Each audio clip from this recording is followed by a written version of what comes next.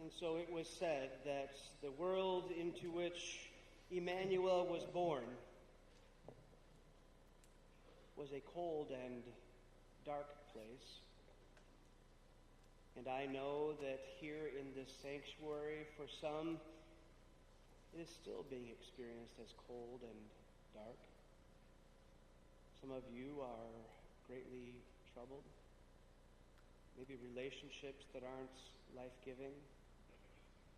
Maybe a situation at work or at school that you never would have chosen for yourself.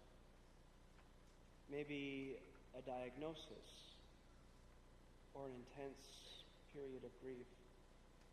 But God has responded to the darkness and given us victory over it. Listen to the first words of the Gospel of John. As John says, "In the beginning was the Word, and the Word was with God, and the Word was God. He was in the beginning with God, and all things came into being through him.